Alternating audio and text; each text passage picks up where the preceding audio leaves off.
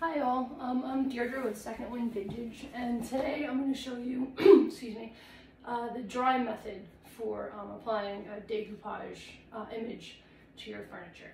So there are two types of methods for getting your image fully fused to your piece. There's the wet method, which is literally you glue it down. I have two videos on techniques and tips and etc. on using that method, if you want to click on my profile and check those out. And then there's the dry method, which you essentially iron it on. So this video is going to be on the dry or the iron on method. So that method is particularly good for when you have a totally flat surface, no bevels, no bumps, your grain is totally smooth. And it's not a veneered piece because we're going to be using an iron, and that's one of the ways you get veneer off your furniture is you iron it. So that makes me nervous. So if it's a veneered piece, I don't like to use this method at all. And I'm just a fan of the wet. I just do it all the time. And I'm also one of those weirdos who would rather like hand cut something than break out their food processor. So I tend to do that. But when you have a nice flat surface, like a panel, this is really a super easy, perfect application of this method. So I have this giant hole tree, and the inset panels, one was missing, one was cracked. So I have to replace the wood. It's nice oak. Have fun finding that for a reasonable price. So I'm going to take advantage of the situation and decoupage William Morris prints into those insets. So on the two where I'm replacing, like the wood is freeform, it's totally flat. I don't have to like get any nooks and crannies. So I'm going to use the dry method. For the one that's still there that I didn't have to replace, I have to get like all up in the curves, I'm going to use the wet. So what you need for this is you need your paper of choice. I have William Morris prints I got from Zazzle.com. They have so many options. Just type in decoupage tissue paper and prepare to be a kid in a candy store. It's awesome. So this is the one I picked. It's the thicker weight tissue paper. You could use the thinner weight with the iron-on method as well. It doesn't matter. This is just the size I wanted. They come in different sizes. So I got that. What else? You need some sort of glue. I like Mod Podge. Works really well. I've seen people use like their top coats and stuff like that. I've never personally tried that because this is the stuff that works better with the wet. So I just use it for both. But if you want to experiment, you can try something else. But Mod Podge is real good. Then we need a literal iron. Your house iron is fine. Set at the lowest and the driest setting. I don't know if I would actually use the one you use for your clothes, just in case it gets some Mod Podge on there. But I mean, it comes off. I don't know. It's up to you. So this is the iron I use for this, the lowest and the driest setting. And then we need a buffer, an insulator between our image and that iron, because even though it's on the lowest setting, it's still a little bit too hot. We don't want it to mess with the dyes in our paper. So we need a piece of parchment paper, not wax paper, parchment paper. Wax has a layer of wax on it that if we put that iron on there, it's going to melt and it's going to make a mess. So make sure it's just straight up regular parchment paper. It comes in white too. It doesn't have to be the brown one. You can reuse this over and over and over again. So that's what we need. So the first step of any decoupage project is always paint what you're going to be decoupaging onto white, because once we apply our medium, it's going to make our paper slightly translucent, and if it's dark, it's going to make our image dark and muddy. If it's white, it's going to make it pop. So always paint your image white first. So this has been painted white. It's 2 coats, so it's relatively even. This is a thicker paper. I'm not going to go crazy with it. You can see it's still a little, it's not totally uniform, but that's fine for this. So now we apply our Mod Podge. And we want to be fairly generous with this because we're going to let it dry. So there's no danger of having it be too wet and messing everything up and getting it soupy and gloopy and things ripping, which is one of the nice things about this method. You don't have to worry about tearing your image. That's not going to happen. It's not gonna do terrible things like that. So we want to be fairly thick with it. Your brush should go smoothly over it. If it starts like catching on an area, that means you need more Mod Podge.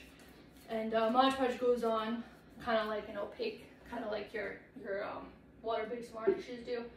But when you paint something white, you can't really see it. So we have to go by feel when we do this, or like pick it up and like look at the reflection in the light to make sure. But you can't tell how thick it is by the reflection, so we have to go by feel. So after I get a nice, good, slopping layer on here, I like to go horizontally to spread it out, because also we really don't want it to be uneven. We do have way more wiggle than we would if it was the wet method. We don't want like blobs essentially. So I'm not so much evening it out as I'm feeling to see how smoothly my brush is going across. If it's gliding smoothly, I know I have plenty of Mod Podge and it's good. If it's catching, I know I need to add more. So I want no resistance, I want it to just go across. See how it's like, it's moving the thing? That means, yeah, put more on there. And this has a fairly long open time, so it's really not going to be drying on you before you get to the end and pulling. It means you just don't have enough. So make sure. And like also if your wood is more rough, like this is just a piece of backing board. It's not like sanded like if you were actually putting it directly on your furniture. So it's going to take more of the Mod Podge. So we have our layer on. It's fairly good, it's fairly thick. Just check in this way and make sure we got good coverage. Feels good. So now we let this dry completely. I have one that I did previously that I let dry because like I said, it does have a long open time and we put a good layer on this. So I'm just going to swap it out, put it to the side, and bring my pre-prepared board. So this is my other one that's got the layer of Mod Podge on it that I let dry. And we're ready for our second step. Just make sure it's dry, make sure it's totally good to go. Otherwise it might get a little goopy. It'll definitely get on your iron and make a mess. So it's got dry. And I measured out here and I found the exact middle, so I know where to place my image. The way these come, it was folded in 4. So this crease right here, that's the middle of this image. So I'm going to line up my crease with the line, and I'm going to have it hang over just a little bit. I can go a little bit more because the image right now is a little bit bigger than my paper, which is fine because I'm going to trim it. I just want to keep it centered, but have it be like maybe so both of these flowers are hanging off a little bit, so it's a little more even. And then I'm going to check, just going to go by eye really to make sure that it's pretty much lined up. Like I'm not, you can measure, I'm just looking at it by eye because I can kind of tell. Okay, yeah. So we are fairly even. As you can see, do we want to go a little more? Yeah, let's go over. No, we're good. I like that the way it is. So I'm just lining up the image in the middle. Let me move it a little back. There we go. Okay, so our image is set. So I'm going to take my parchment paper shield and then put it over. And I mean, as you can see, it doesn't cover the whole thing. So we're gonna move our parchment paper as we iron. My iron has been preheating. That's all set, it's good to go. So we're gonna start from the middle and work our way out. So we push the air bubbles to the edge. Same theory as if you were pushing those air bubbles out while it's wet. Same thing with the iron. So you work from the middle and go out. And I'm just gonna leave it in the middle and wiggle it a little bit because I want to start melting that glue, so my image doesn't travel either. You can push pin it down too, but I find just doing this is sufficient. Get it nice and anchored, and then we're just gonna go out from the middle. And because you're literally ironing it, you're not going to get any wrinkles. So it's a little less stressful than the wet method where you put it down and oh my god, you have all these wrinkles and then you have to fix it. There just aren't any to begin with. The only thing is you just kind of have to go over and over and over it, and you kind of guess when you think everything is nice and melted on there, because we're essentially we're melting the glue so it turns sticky again, and then it's going to dry. So that's the theory behind this. Just don't go outside of your wax paper. And also I always like to do a little tester before I actually do this. Like I'll put my paper down with the parchment on top of it, and I'll go over it with the iron and make sure nothing funny happens, because every paper is different. Every dye is different. You don't know what the manufacturer did. Maybe there's something shiny on there that they put on because it wasn't specifically for decoupage. They weren't thinking, oh, people are going to iron this. So it's always best to do a little test piece, just to make sure it doesn't go terribly wrong. So, and if you forget, the nice thing about Dazzle is you get 2 images with each order. So if something does go terribly wrong, you have a backup, which is always cool. But just do that tester. Just do it. Because you're gonna have to trim. Most likely, you're gonna have the scraps. It's gonna take 2 seconds, and it's gonna save you a lot of pain later. And then when you're at your edge, just make sure you tilt it so you get that edge. If you do miss the edge, you can always go back later with some wet and a little paintbrush and shove it in there and make sure it's good if you miss it. But I like to just try, because it's easier just to do it the first time than have to worry about it. And you don't want to, even though this is on the lowest setting and we do have our barrier, we don't want to keep it in one spot for a super long time.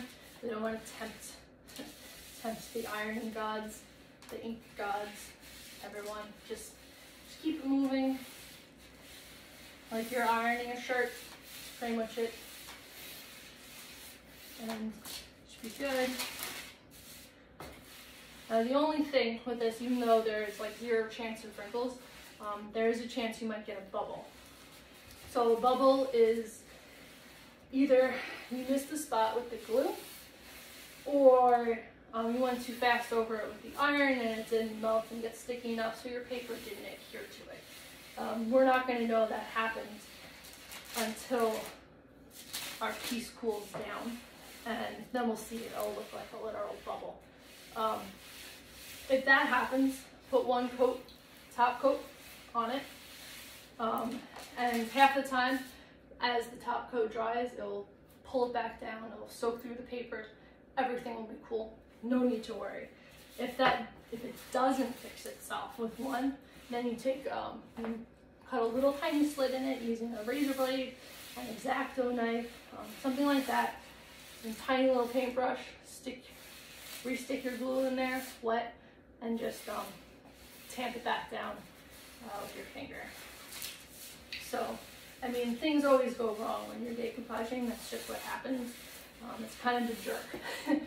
but there's always a fix. So, and I mean, sometimes, even when you're doing the wet method, you wind up going over it with an iron anyway. Say like you just have this terrible wrinkle you can't get out. Then before you put your top coat on, put your parchment paper on and just do what I'm doing and go over it, and it'll iron out your wrinkle. So this is a good thing to know, even if you like the other one better. I would say the only time I would find this easier, because I'm crazy and I don't like to get out my iron and parchment paper and all that, is if you're doing like the back of a bookcase and it's this huge piece. Then it's so much, you don't have to worry about the wrinkles, you just sit there and go over it and go over it and go over it. So I think we're good. I'm just gonna check my edges. Yeah, we're all good. It feels pretty good. So if you wanna hold it up and you can see it, it's totally smooth, totally flat, not a wrinkle in sight. It's still warm, so this glue isn't totally dry yet. I don't know if I have a bubble issue. It doesn't feel like it to me, because also I put all that. I used a very generous coat. So in this case, the more you put on, the better, as opposed to the wet method where you want to use literally what you can get away with, and that's it. So yeah, that's this method. It's fairly simple, fairly stress-free. It's a good start if you're nervous about decoupaging. Definitely try this first, because then also when you try the wet method and you get wrinkles and you can't get them out, then you go, but I know I can do this and I can fix it and it's no problem. So yeah, so definitely don't be afraid. Give this a try. It's fun, it's simple, it's easy. It adds such a nice little special pop to furniture sometimes. So yeah, have fun.